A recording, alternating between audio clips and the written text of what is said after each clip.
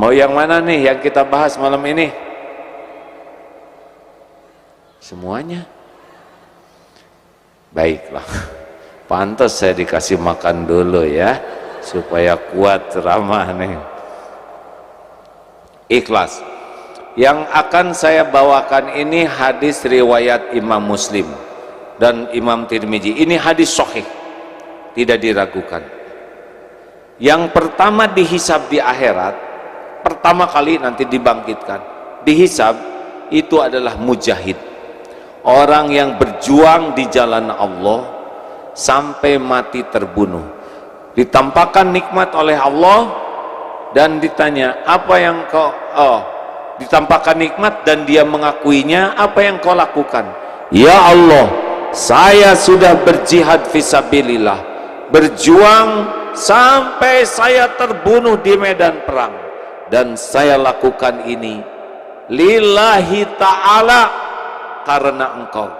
Lalu Allah berfirman, kadzabta, dusta kamu, bohong kamu berjuang bukan karena Allah, tapi kamu berjuang karena ingin dianggap pemberani, dan sudah engkau dapatkan sebutan itu.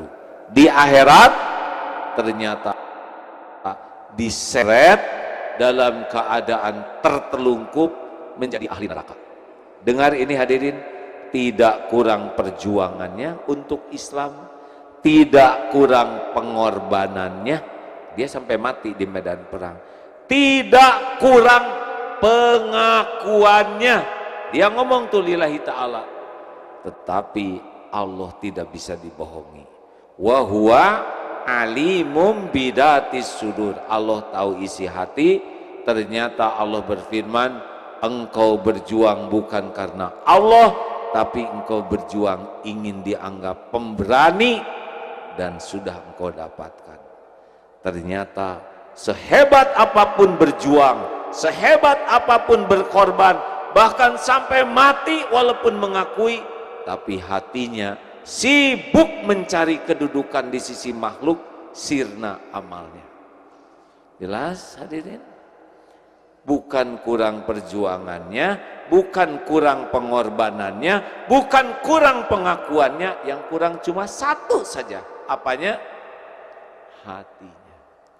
Lebih senang dengan pujian manusia daripada ingin diterima amalnya oleh Allah. Pegang ini hadirin, ini mutlak. Kalau saya baca hadis ini serius sekali. Mengapa? Karena yang kedua dihisab adalah yang belajar agama dan mengajarkannya, seperti Ustadz Abdul Somad, Ustadz Adi Hidayat, Ustadz yang lain. Ya, pasti agim. Saudara nggak kuat ya, saya pengen dihisab yang kedua. Belajar agama dan mengajarkannya, belajar Quran dan membacanya, ditampakkan nikmat, dia mengakuinya. Apa yang kau lakukan? Saya sudah belajar agama dan saya dakwahkan, saya belajar Quran dan saya baca lillahi ta'ala, ya Allah. Ngakunya karena Allah, tapi Allah yang maha tahu isi hati yang tidak pernah bisa dibohongi siapapun berfirman, kadzabta, dusta kamu, engkau belajar agama dan berdakwah karena ingin disebut alim, orang berilmu. Engkau baca Quran karena ingin disebut qari'ah, dan sudah engkau dapatkan itu di dunia. Di akhirat diseret itu ke dalam neraka. Tidak kurang ilmunya, tidak kurang dakwahnya, tidak kurang bacaan Qurannya, yang kurang satu saja. Apanya? Niatnya. Bukan mencari keridhaan Allah, tapi cari pujian manusia. Hilang itu semua pahala. Dan yang terakhir adalah orang yang dermawan, sedekah kemana-mana. Ketika ditanya, apa yang kau lakukan? Saya sedekah. Apapun yang kau cintai, saya sedekah. Kadzabta, dusta kamu, engkau sedekah karena ingin disebut dermawan, dan sudah engkau dapatkan pujian itu. Dan ternyata diseret ke neraka bukan kurang sedekahnya, yang kurang cuma satu saja. Apanya? Niatnya. Lebih sibuk ingin pujian manusia, lebih sibuk ingin kedudukan di sisi manusia. Kenapa Allah begitu marah? Karena dia menggunakan amal hak Allah tapi untuk dipuji manusia. Bu, mana yang bahaya? Wanita ingin kelihatan cantik atau wanita ingin kelihatan solehah? Mana yang lebih bahaya? Jawab.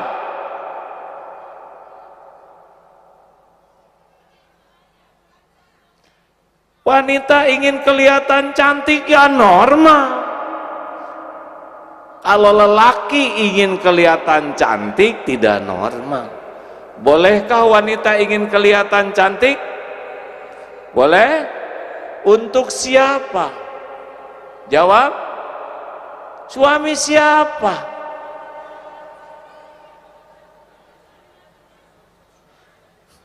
Si bapak langsung ketawa, ya, karena bapak jadi saksi, ya. Istri mau ke undangan stakar kebek dandan, pulang dari undangan giliran ketemu khusus bersama suami, dibuka kerudung, rambut rewing, pensil alis di sini, bulu mata jadi bulu hidung palsu.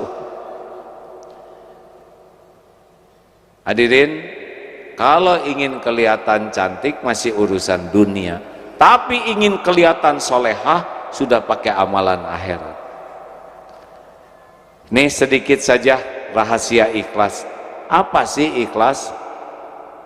Al-Bayyinah ayat 5, a'udzubillahi minasyaitonirrajim, wa ma umiru illa liya'budullaha mukhlishina lahud-din al-ayat. Allah tidak memerintahkan kita kecuali ikhlas, murni ikhlasnya. Maukah diberi susu murni yang gratis 2 liter sehari? Jawab. Tapi dicampur dengan kotoran sapi 1 sendok. Mau? Yang benar, Bu. Sesendok kecil saja. Yang betul. Seujung sendok kecil. Dikocek lah, ibu nggak usah tahu, nggak mau, itu dia aja nggak mau, ya. Nah, sedangkan syirik, inna syirka la zulmun azim, menyekutukan Allah itu adalah kezoliman yang sangat besar. Nih latihannya supaya ikhlas. Ikhlas tuh seperti apa? Seperti jantung berdetak tiap saat, berdegup tiap waktu, tidak pernah menonjolkan diri.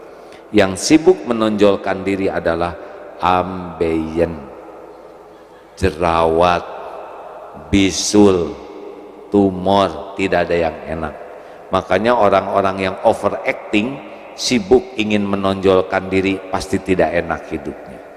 Ikhlas itu seperti akar pohon, menyerap hujam ke tanah, menyerap sari-satri pati, mengokohkan pohon kokoh, rindang, berbunga, berbuah. Orang memuji pohon, padahal semua jerih payah akar. Betul?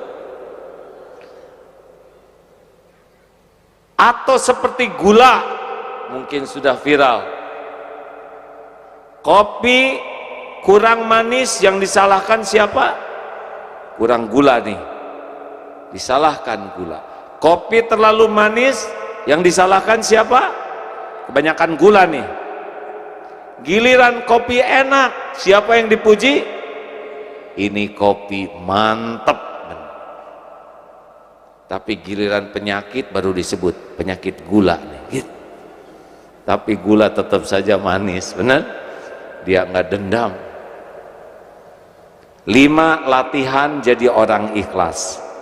1, jangan selalu ingin diketahui orang amal kita. Amal fardu, sunnahnya orang lain tahu. Sholat ke masjid, lagi apa tuh, mau kemana? Mau ke masjid, Mas, ayo kita ke masjid. Boleh, itu bukan riya, itu dakwah. Bayar zakat, saya mau bayar zakat nih, itu bagus, dibuat orang lain tahu karena itu dakwah. Syukuran haji dengan niat agar orang lain tahu ini undangan dari Allah boleh, tetapi amal sunnah tidak harus semua orang lain tahu. Tidak harus segala diposting. Jam 3 malam bangun langsung posting, bangun sahabatku, bangun, sepertiga malam terakhir saat mustajab, broadcast. Benarkah membangunkan orang atau pengumuman ingin dianggap ahli tahajud, sedang dia sendiri tidak sholat karena terus saya buka WA, sahur posting thread, selamat saum Senin Kemis sahabatku yang baik, ingatlah hanya Allah yang tahu, thread. Baca Quran, Allahu Akbar, Allahu Akbar, ya Allah hanya dengan pertolonganmu, walaupun tanggal 16 sudah 20 juz, cetret. Kenapa diumumkan? Orang-orang yang sibuk dengan postingan, padahal amal-amal yang tidak harus orang lain tahu, ciri-ciri itu. Belajar merahasiakan amal sebagaimana merahasiakan aib. Punya aib tidak ditutup-tutupi, harus ada amal yang kita tutup-tutupi. Kalau semua amal diketahui orang, berarti memang sibuk dengan penilaian orang. Boleh ada yang diketahui, tapi lebih banyak amal sunnah yang tidak diketahui. Di TV Malaysia pernah terlihat ibu-ibu sholat duha, sedang sholat duha bersama anaknya yang SD. Telepon bunyi, "Neng, Dek, ibu sedang apa?" "Sedang sholat duha, Bu." Aduh, bahagia. Allah Akbar. Karena tetangga jadi tahu. Selesai sholat, "Anak baik, anak pinter, ibu sayang." Karena bahagia, tetangga jadi tahu. Suatu saat sholat maghrib, sholat asar, 5:30. Sedang sholat, telepon bunyi. "Kering, ibu ada?" "Nak, ada." Tong, tegang. Lagi sholat nih. "Sedang apa?" "Sedang sholat asar, Tante." Selesai, kamu ngomong. Berarti dia lebih sibuk dengan diketahui orang daripada diketahui Allah. 2, jangan selalu ingin dilihat orang. Ada orang, tidak ada orang. Bagi orang ikhlas sama, bagi orang tidak ikhlas tidak sama. Ada orang bagus, tidak ada orang tidak bagus. Ini ciri-ciri ini. Kalau sholat sendiri gesit, Allah Akbar, Allah Akbar, Allah Akbar, Allah Akbar, Allah Akbar,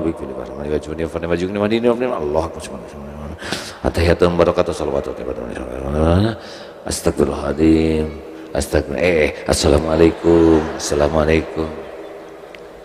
Tidak ada orang, gesit, tangkas. Giliran ada orang, Allahu Akbar, Bismillahirrahmanirrahim, Allah Subhanallah. Cukup nih, udah agak lama ya, udah agak lama nih, cukup ya. Sami Allah. Acting. Lagi sholat sendiri tahajud, sedih, tapi ada suami, "Ya Rabb, tolonglah keluarga kami." Air mata dibiarkan mengalir, padahal itu sisa menguap, tapi diatur supaya ini acting, gak diterima. Hati-hati, ada orang tidak ada orang sama atau tidak. Kalau ada orang baik, tidak ada orang tidak baik, ciri-ciri itu tidak ikhlas. 3, ciri latihan yang ketiga adalah jangan ingin dipuji, jangan takut dicaci. Dengar ya, kalau dipuji semangat, tidak dipuji tidak semangat, dicaci patah semangat, pasti bukan karena Allah. Karena orang ikhlas, puji caci, ember jatuh sama. Hanya getaran udara yang merambat ke telinga. Kalau dipuji semangat, tidak dipuji tidak semangat, dicaci patah semangat, pasti karena mulut orang dia berbuat. Bu, Pak, saya sudah nyobain takdir dipuji-puji, udah gitu ada takdir dicaci maki, udah. Demi Allah nih saya bersumpah ya, dipuji rame-rame, dikagumi rame-rame, dihormati rame-rame, jauh lebih bahaya dibanding dicaci maki rame-rame.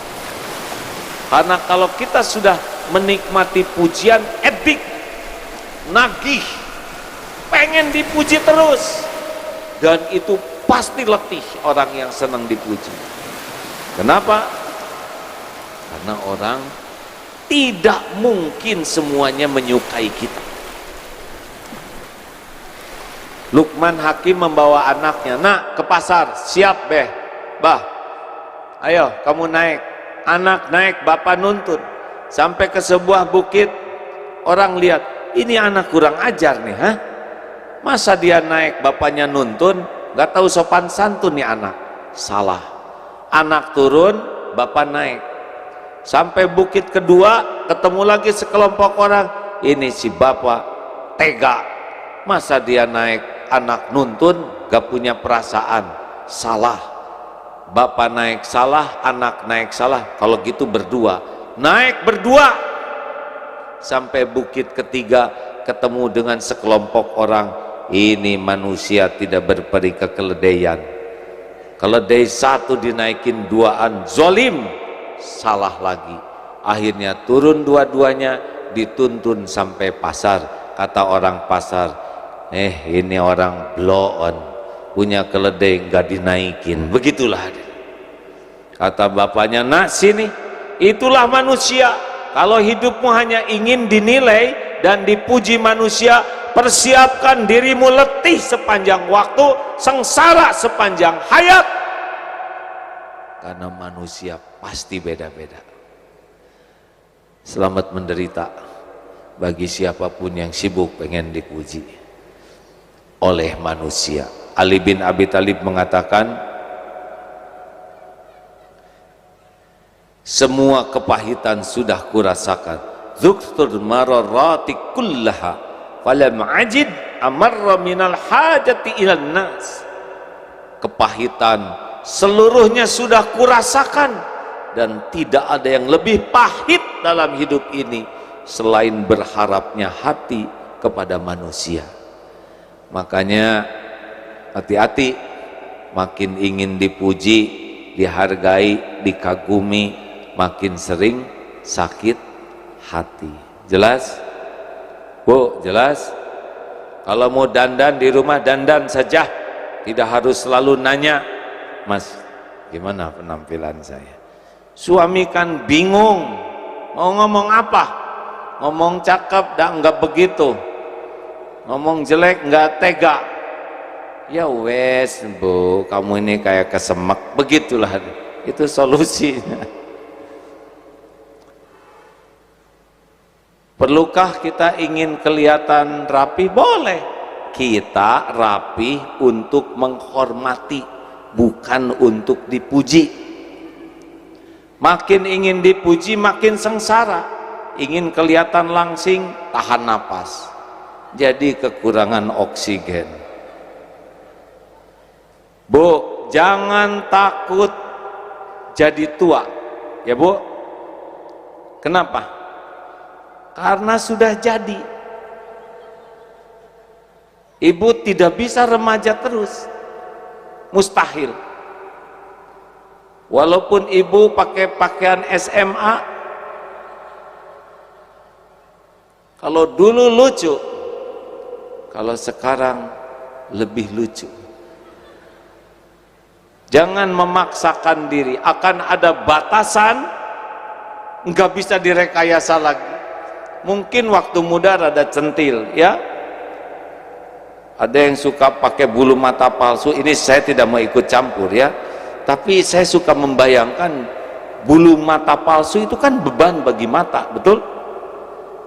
Ya kan? Standarnya bulu yang ini dikasih beban bulu mata palsu. Kalau di dunia lelaki itu seperti pakai barbel, Bu. Tiap kedip begini, siap-siaplah, satu ini berotot, atau kalau sudah tua kelelahan otot.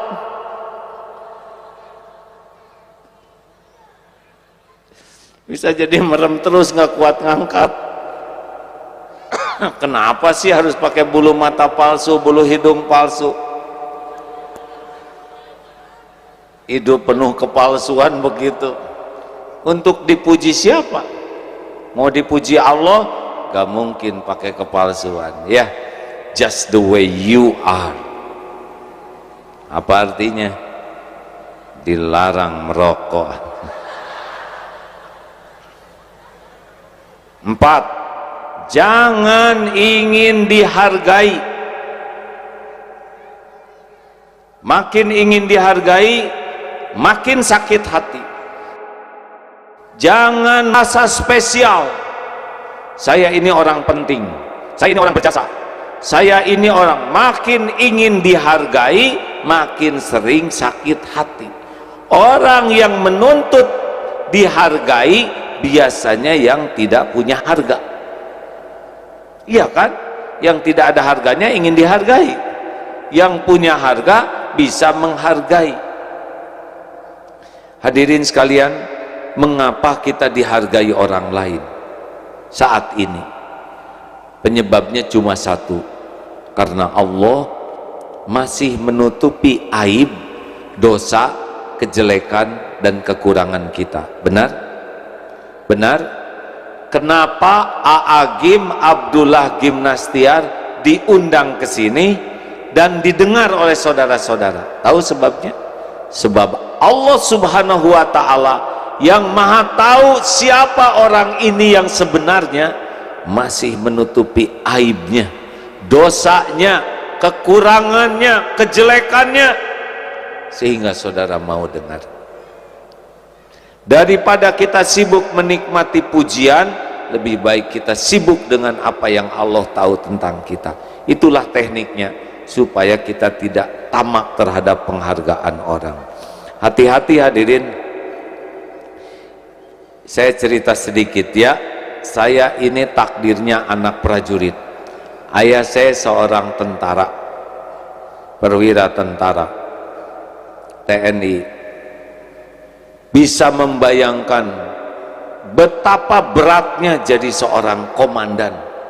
Karena komandan di tentara ataupun di polisi pasti dihormat, sebab bawahannya dilatih dan digaji untuk menghormat. Mau enek mau sebel juga, begini. Apalagi sedang upacara hormat, apalagi defile hormat senjata. Waduh, sini sini sini sini sini. Kalau tidak hati-hati, penghormatan itu makan, seakan-akan dirinya terhormat, padahal sholat belang betong, ngaji tidak bisa, zakat tidak bayar, sudah mampu belum haji, tapi merasa terhormat akibat topeng yang dipakai. Ini bahaya. Pensiun masih tetap, saya ini mantan komandan. Udah atuh komandan, udah pensiun, gak usah diomongin. Dia itu dulu anak buah saya. Iya udah waktunya habis ya, sabar. Karena post power syndrome, merasa terhormat dengan topeng. Ada lagi yang lebih ngaco, tidak semua komandan begitu, itu hanya komandan error saja yang ketipu topeng.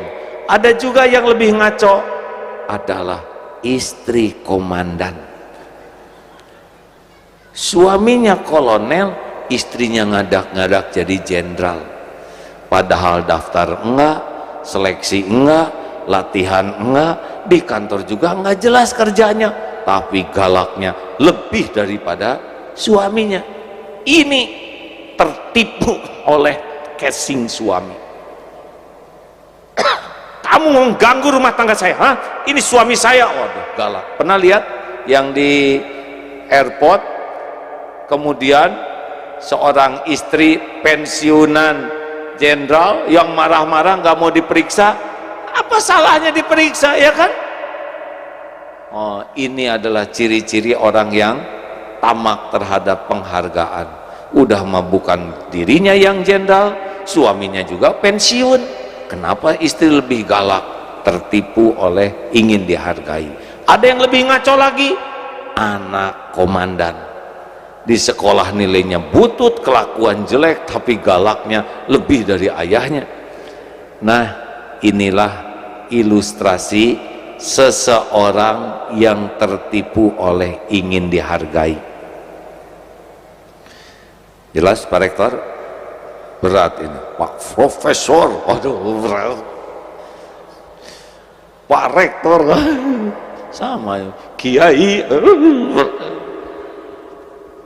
Padahal di sisi Allah belum tentu seperti apa yang diketahui orang lain. 5. Jangan ingin dibalas budi. Ulangi. Jawab atuh hadirin. Jangan ingin dibalas budi. Lakukan, lupakan. Lakukan, lupakan. Lakukan, lakukan. Perlukah kita mengingat-ingat jasa baik kita? Jawab. Enak tidak kalau kita ingat jasa kita? Hati jadi bahagia atau jadi nyesek? Jawab. Kalau kita mengingat jasa kita, hati jadi bahagia atau jadi gelisah? Jadi enak atau tidak enak? Nah, itu ciri-ciri salah tuh. Perlukah kita menyebut-nyebut jasa baik? Perlu tidak? Tes. Mas. Coba bicara sama bojomu. Benar gitu? Perbojoan. Hei istriku, aku ini suamimu loh. Padahal istrinya udah tahu. Aku ini suamimu. Aku yang membanting-banting tulang, memeras-meras keringat. Ini rumah aku yang siapkan untuk kalian. Hah? Kalian pakai dempul, lipstick, apa itu aku yang beliin. Kalian makan segala dikunyah, jalan kuliah, aku yang siapkan. Jalan-jalan pakai mobil tak beliin, bensin aku yang siapkan. Saya nih suamimu yang berjuang untuk kalian. Dengar ya, kalau ada suami berbicara begitu, bagaimana perasaan ibu? Bahagia atau enek, Bu? Yang jelas, Bu. Bahagia atau enek? Jadi makin sayang, kagum, atau jadi sebel? Tuh, dengerin, Pak. Jelas? Nah, kami juga sama, Bu. Apalagi saya, Pak. Saya. Jangan nyebut-nyebut ke anak, paling nggak boleh, Bu. Ini ibumu nak, ini ibumu nak, kata anak-anak. Ya iya, bukan, saya juga udah tahu dari dulu. Kenapa ibu jadi lupa diri? Ini ibumu, ibu yang hamil, ibu yang melahirkan kalian, ibu yang menyusui. Mungkin kata anak, siapa suruh ya deh ya? Nah, kita mah nggak pesen lahir dari ibu yang ini. Nggak boleh hadirin. Saya pimpinan kalian, udah tahu. Dengan kepemimpinan saya itu siapa? Hah? Bingung akhirnya. Udahlah, kalau mau bahagia lakukan, lupakan. Jadilah seperti matahari, hanya memberi, tak harap kembali, bagai sang surya menyinari bumi. Tenang hadirin, mau bahagia hadirin? Sudahlah, jadilah orang ikhlas. Gimana supaya ikhlas? Nih jawab, ada orang, tidak ada orang, Allah ada tidak? Yakin? Orang lihat, orang tidak lihat, Allah lihat tidak? Orang tahu, orang tidak tahu, Allah tahu tidak? Apakah setiap perbuatan disaksikan oleh Allah? Apakah setiap amal disaksikan oleh Allah? Yakin? Yakin? Apakah setiap amal ada balasannya? Ada balasannya? Ada balasannya? Mungkinkah ada yang kelupaan Allah membalas? Mungkinkah ada yang terlewat? Mungkinkah ada yang tertukar? Mungkinkah ada yang meleset? Mungkinkah ada yang bisa menghalang-halangi balasan dari Allah?